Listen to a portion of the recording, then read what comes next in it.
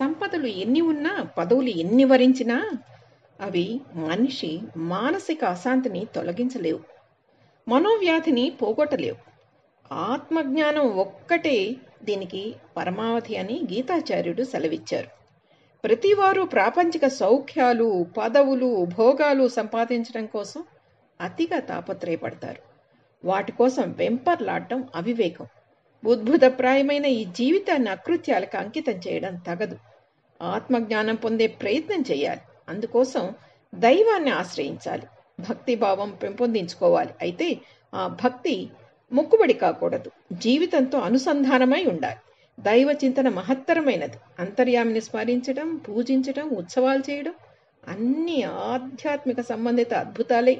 అలాగని మన ఆధ్యాత్మిక చింతన అక్కడి వరకే పరిమితం కాకూడదు. త్రికరణ శుద్ధిగా భగవంతుడి అభీష్టానికి అనుగుణంగా నడుచుకోవాలి.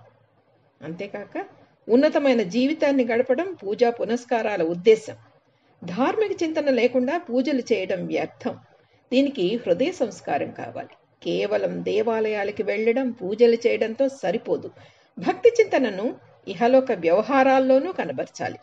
కరుణరస భావన తొణికిసలాడాలి. ఎదుటివారికి బాధ కలిగించరాదని ఎరుక కలిగి ఉండాలి. స్వామి వివేకానంద, నువ్వు దేవుణ్ణి దర్శించాలంటే మానవ సేవ చెయ్యి, దేవుణ్ణి చేరుకోవాలంటే కోట్ల మంది దరిద్ర నారాయణులకి సేవ చెయ్యి అన్నారు. ఆధ్యాత్మికం అంటే స్వభావం, అంటే తన భావం అని అర్థం. మరోలా చెప్పాలంటే ప్రత్యేగాత్మ రూపమే ఆధ్యాత్మికం. సాధారణంగా ప్రజలు అజ్ఞానం వల్ల తాము దేహమని, మనసు అని భావిస్తుంటారు. అది వారి స్వరూపమని, స్వభావమని అనుకుంటారు. అది పొరపాటు. జీవుని వాస్తవ స్వభావం ఆధ్యాత్మికం. అంటే ప్రత్యేగాత్మ భావనే కానీ దేహాదులు కాదు. తానే దేహమని, మనస్సని, ప్రాపంచిక వస్తువని అనుకోవడం వల్ల ఎవ్వరికి శాంతి సుఖాలు ఉండవు. ఎందుకంటే అవి నశించేవి. నశించే పదార్థాన్ని ఆది భూతం అంటారు. విరాట్ పురుషుడు లేదా హిరణ్య గర్భుడిని ఆది దైవికం అంటారు. మనిషి తన జీవనయాత్రలో 3 విధాలైన ధర్మాలు నిర్వర్తించాలి. అవి ఆది భౌతిక, ఆది దైవిక, ఆధ్యాత్మిక ధర్మాలు.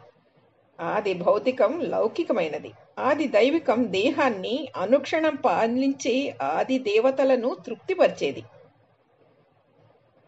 ఇక ఆధ్యాత్మికం బాహ్య జీవితం కన్నా భిన్నమైన ఆత్మను ఉన్నత స్థితికి చేర్చగలిగే జ్ఞానాన్ని కల్పించడం. ఆధ్యాత్మికత శరీరానికి ఒక మాధ్యమం లేదా సాధనం. ఇది మానవుడి అంతరంగ శుచిత్వానికి, పవిత్రతకి ప్రాముఖ్యాన్ని ఇస్తుంది. ఆచార వ్యవహారాల నిర్వహణలో బాహ్య అంతరంగిక శుచిత్వం, శ్రద్ధాశక్తులు, నైతిక సత్ప్రవర్తన, నియమాలు, నిర్మలత్వానికి ఆధ్యాత్మికత ప్రాధాన్యమిస్తుంది. ప్రపంచంలో ఎన్ని విద్యలున్నా ఆధ్యాత్మిక విద్య తానని గీతాచార్యుడు చెప్పారు. ఏ విద్య వల్ల మనిషికి జన్మరాహిత్యం, ఆనందప్రాప్తి కలుగుతాయో, పరమశాంతి చేకూరుతుందో అదే అన్నిటికన్నా గొప్పది. అటువంటి విద్యే బ్రహ్మ విద్య.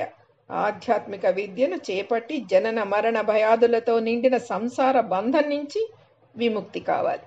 సదా భగవంతుణ్ణి స్మరిస్తూ సేవిస్తూ ఉంటే జీవితంలో ఆధ్యాత్మిక చింతన విడదీయరాని భావం అవుతుంది. సూర్య నమస్కారాలు, యోగాసనాలు లాంటివి ఆధ్యాత్మికతకు ఉపకరించేవే.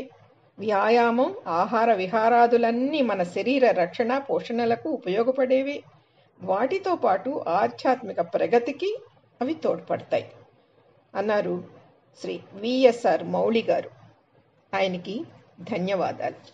ధార్మిక చింతన ఉన్నతమైన జీవనానికి. ధార్మిక చింతన అన్నది ఉన్నతమైన జీవనానికే. అది లేని పూజలు పునస్కారాలు దేనికి? దైవ చింతన కేవలం హృదయ సంస్కారాన్ని పొందడం కోసమే. అంతేకాని భక్తి మొక్కుబడి కాకూడదని రచయిత చక్కటి మార్గాన్ని చూపారు.